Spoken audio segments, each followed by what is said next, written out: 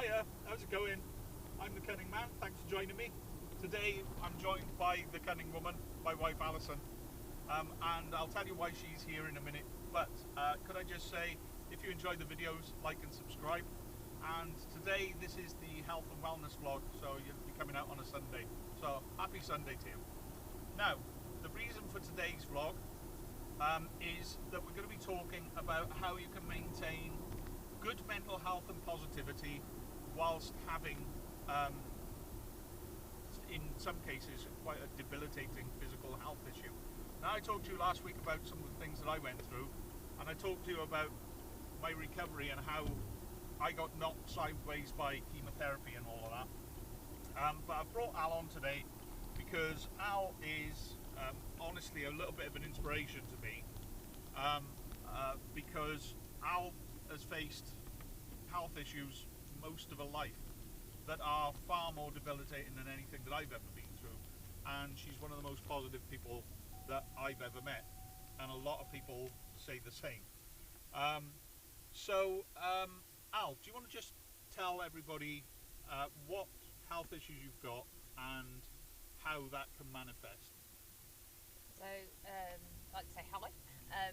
I many years ago got diagnosed with multiple sclerosis, MS, and I've got an underactive thyroid problem as well. MS is a neurological disorder where the nerves in the brain swell up and the melatonin cover that's on the nerve gets attacked by your own immune system. So your T cells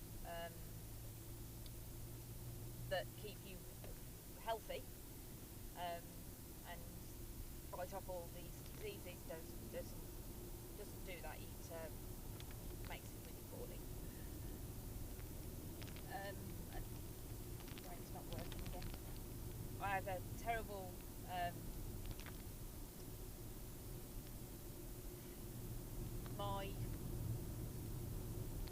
my MS has caused my legs to not work, my arms not to work. I've lost my sight, my voice. I've tried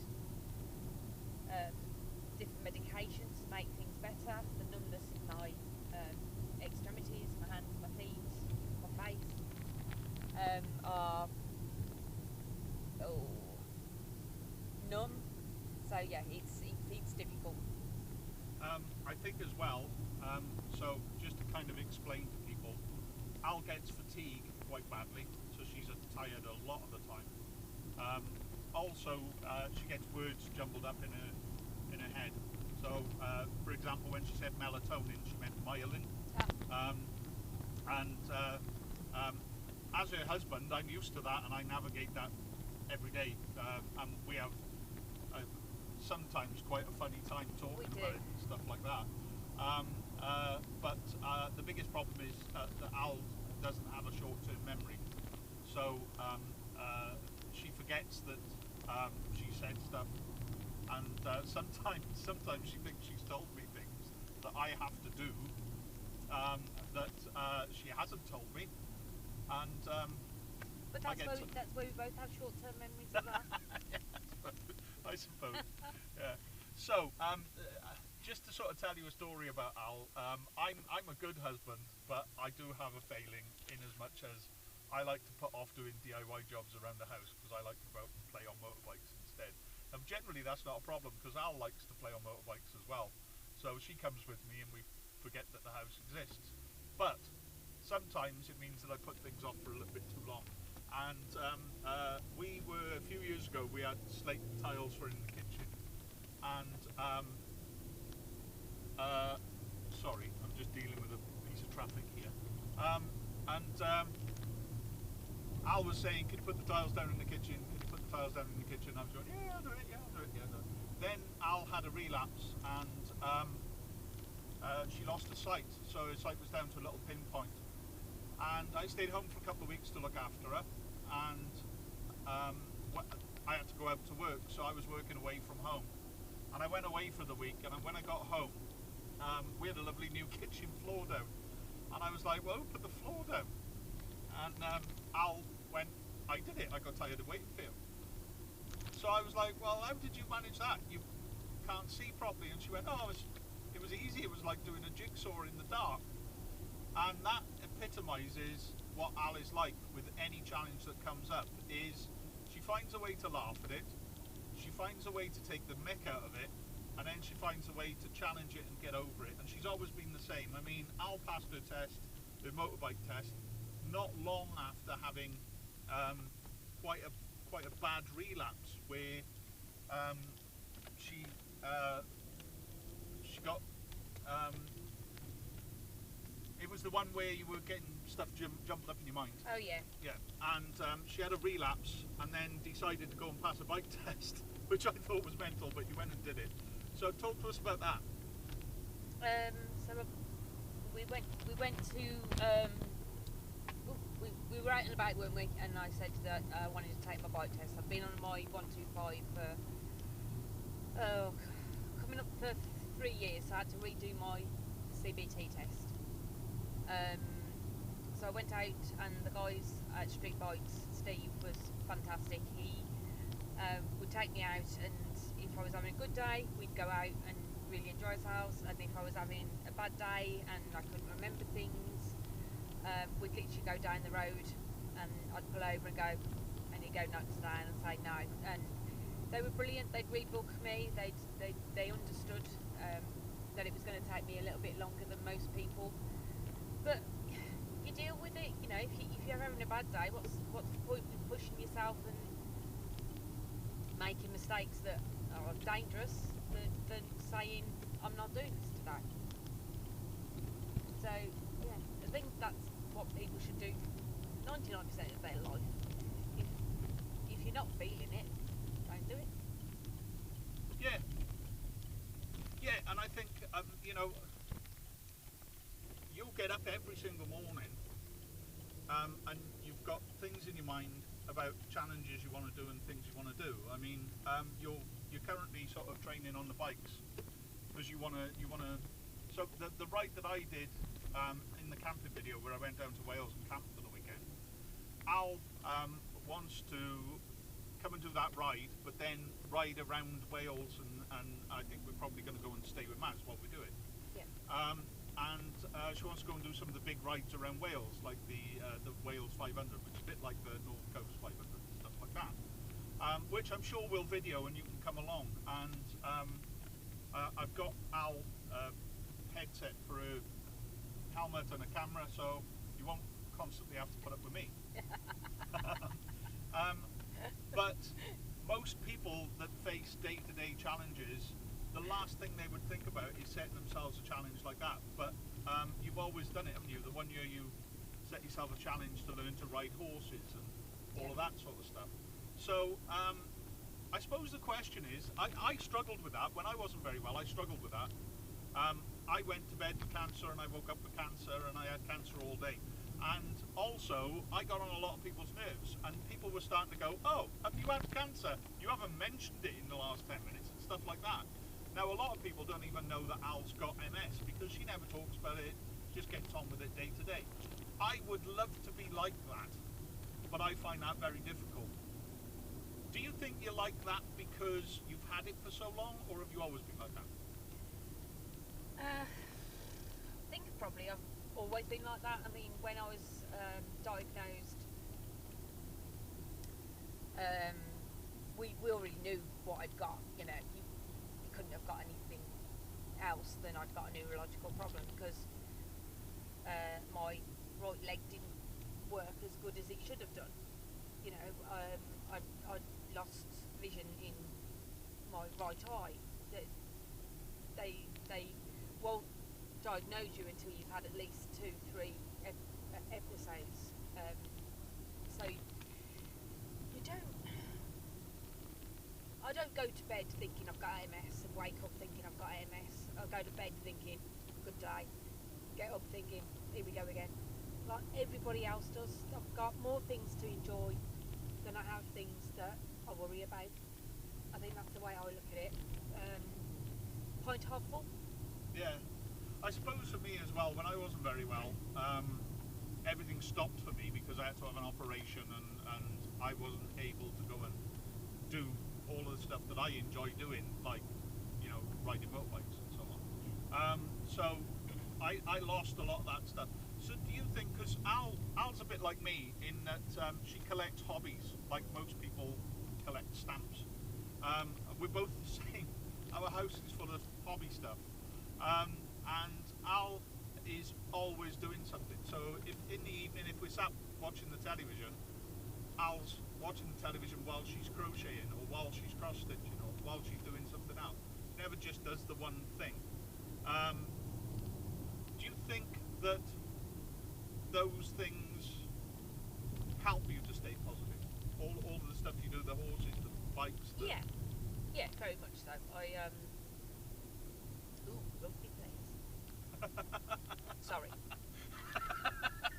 Thanks for that. Tit in a car. Oh, an idiot. Go on. Yeah, it does make me feel positive. When you can't do something, it's hard. So when you can do things, make the most of it. Do you think as well that's why you have such varied hobbies? Because Oh yeah, of course, yeah. you know, when you can't do riding the motorbike, you can still do your crochet, or Yeah. you know, if you can't do your crochet, you can still do your archery and all of that sort of stuff. Yeah, I mean, well, you know yourself, the numbness and stuff that you've got from your back. Yeah. If you can't feel something, you can't pick something up, it's really hard. Yeah. And I've got the attitude of, I can do that. I always said when I first had MS, you'll never get me in a wheelchair. Yeah, I remember you saying that. Yeah. I fell off a horse and ended up in a wheelchair. Yeah, you did.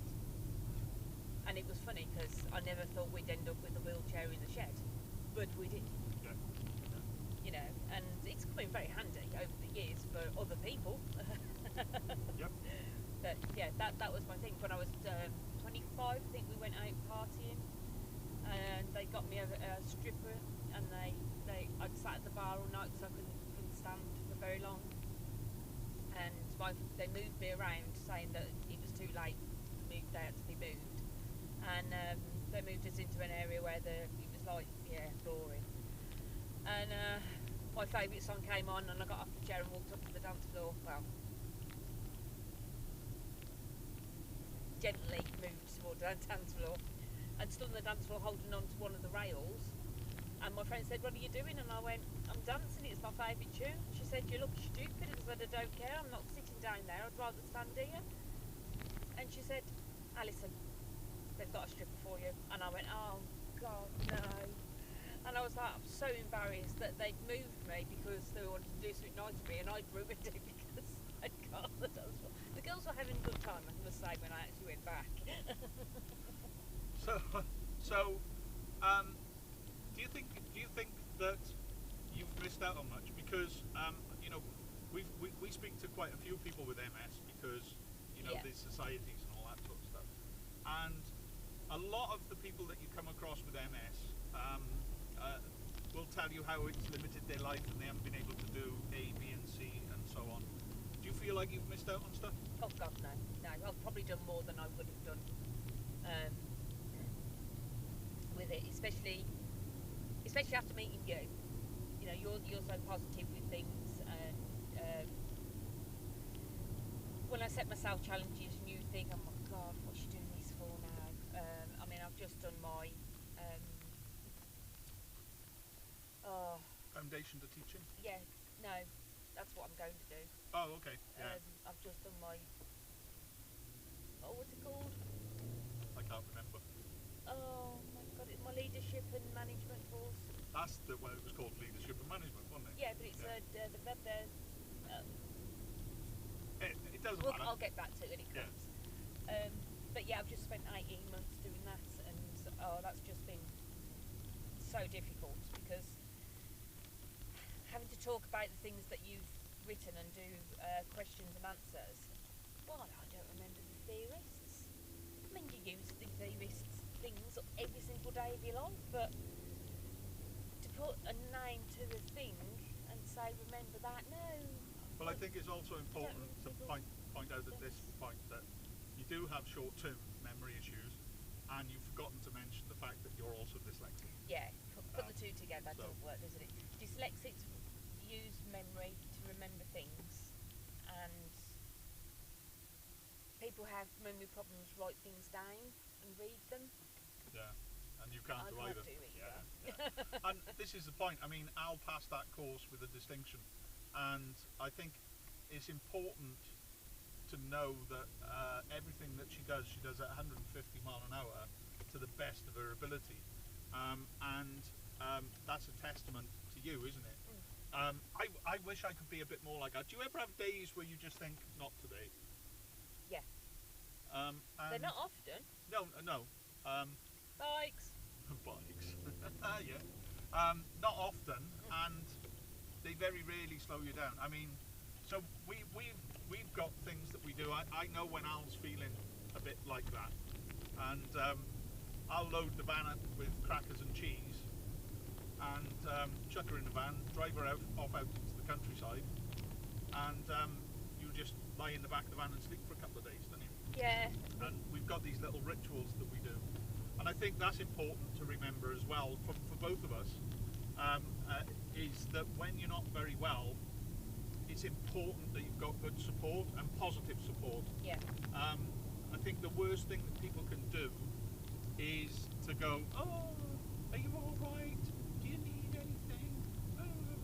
And having somebody that goes, come on, get your pants on, we're going out, is quite important. It certainly was for me. And I mean, one of the reasons I'm so close with Toenail Jones is when I wasn't very well, Al was obviously working, when I wasn't very well, he'd come over on the regular, drag me out the house and take me, and we'd go and have a breakfast somewhere or something like that. And it was so important to go and try and be as normal as possible. And I don't know, around the sort of MS community, there's this saying that they all use, and it's use it or lose it. And I think a lot of people that kind of lean into the illness role get worse quicker because they don't challenge themselves and force themselves to move and use those limbs that aren't working properly and build the muscle back up. Yeah, it's adapting as well. You know, if you end up with an attack, say, and you lose the use of your legs, that doesn't stop you doing anything. You know, nowadays the amount of stuff that's out there that you can actually do is amazing. But it's getting the support, it's getting the funding. You know, being pointed in the right directions. So there's enough groups that you can speak to different people to find out stuff. Yeah. You know, if you want to go to the gym, why can't you use your body? Why you got you not use your legs? Yeah, I agree. And I mean, I know when I first got arthritis, so we both have a disabled badge, you know, a blue badge thing, and I used to get very embarrassed about using it because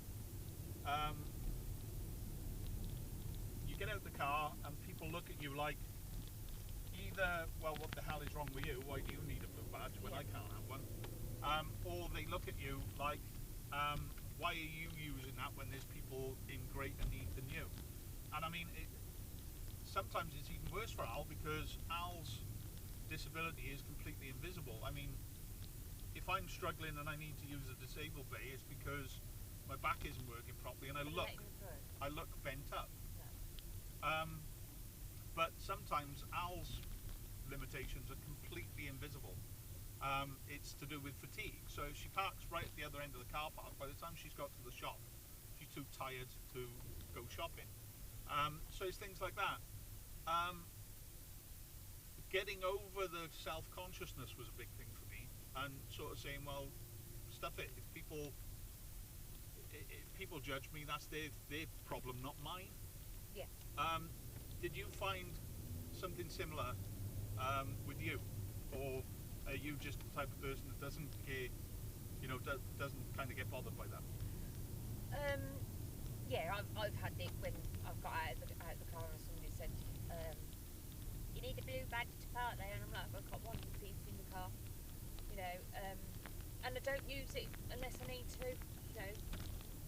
I'm having a good day. But why? But it's like adults parking kiddie car parks just because they've got a car seat in the back. They ain't got the kid with them. Yeah, that's true. That's true. And I think we do need all to be a bit kinder to each other, don't we? And Yeah. stop doing that stuff as well.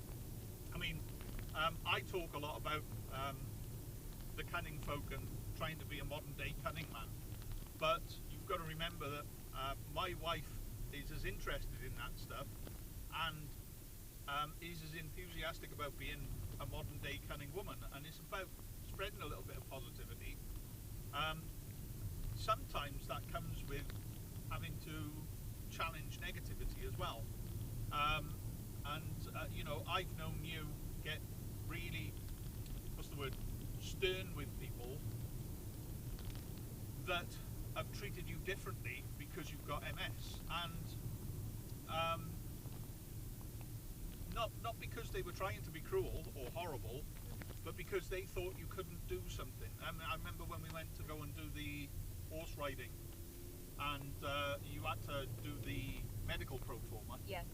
and you put down on there that you had MS, and the woman immediately started to kind of try to talk you out of doing it. Yeah. Yeah, you got quite stern with her, and so I think the question I'm coming to really is, what really pisses you off?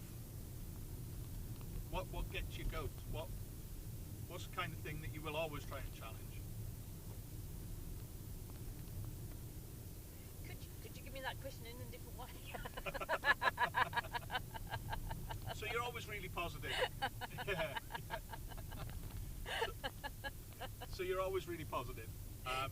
You always try to think the best of people. You're always really positive. But sometimes people get your goat. They do. What is it that triggers you? What is it that pisses you off? I don't think it's what triggers me for what they do to me. I think it's when I find somebody else. So yeah, that's a difficult thing to answer. I think I look at other people and think I'm really annoyed with that. You can't treat people like that. Okay. Not myself. Does that make sense? Yeah, it does, because you do it with me all the time. I'm just trying to think of it. Oh, I know. When I had an operation a little while ago, I had the operation, and then they just went, "Yeah, carry on, off you go," and they let me walk out. Oh, the cute. Yeah, God. don't mention the hospital, but they let me walk out to where I was meeting the car in the car park, and actually kicked me off the ward. And what should have happened is they should have waited for somebody to arrive to make sure that I was okay and walk me out. Yeah, that happened. You hit the roof. Oh, yeah. So it's when other people are done down. Is that? Yeah, very, very much so. Yeah, and when people are like, I can't stand people who don't have common sense. Yeah. That's the one that really gets me. You know, if you can't do something, and you're trying your hardest to do something, I don't know how to put it with a context. Common sense is something you're born with. You don't grow common sense. You have common sense, and you don't have common sense. Yeah. I work with a lot of people who have common sense, but my God, there's some that don't, Yeah. and they're very high management. And you think, how did you get there? Yeah. No, please. Yeah. No people. But yeah, that's what gets my goat. Yeah. Yeah, Okay. Well, it wavered. it's because I'm trying to sat nav and do all the rest of it at the same time. Thanks for that today. I really, really appreciate you coming on and talking so openly and honestly. Is there anything else you kind of want to talk about while we're talking, or do you feel like we've covered everything? I think the only one thing I'd like to cover is that just remember that if you don't respect and love yourself, then you'll find it difficult to do that to others. And if you can't do that to others, then you'll find that you're a little more down than you are up. Yeah, yeah. It's that thing of, a simple act of kindness Yeah. is a two-way street, isn't it? Yeah. When you do something nice for somebody, it makes you feel better. Yeah. You receive it back. We used to have conversations with a friend of ours, Jason, Yeah. about there's no such thing as a selfless act. Really. Because even when you do a selfless act, it makes you feel better, so it's not really that selfless. And that was something that resonated with you, wasn't it? Very much so, yeah. He said, think of a selfless act that you do. And I went, open a door. You hold a door when you've gone through to let somebody through. You don't think about it, you just automatically do it. It's a selfless act, isn't it? Yeah. And he went, I hate you. Well, He yeah. said, we've been talking about this for weeks and we've never come up with that one. Well, yeah, that is true. That is. I'm still not. I know Jason was convinced, but I'm still not convinced that's a selfless act. It's or if it is a selfless act, it's a very, very tiny one. It's but, a selfless act. I'm not arguing. I'm not arguing with you. No. All right, I get it. I'm All right, right, then. you're wrong. Well, yeah. Nothing Just new live about with that. it. Yeah. All right then. Well, thanks for joining us today. It's been really lovely having you along, and I've really enjoyed it. I'll catch you on Thursday, and hopefully you'll see a lot more of this lady on the channel as well. So, Hopefully. yeah. So, cheers. Bye.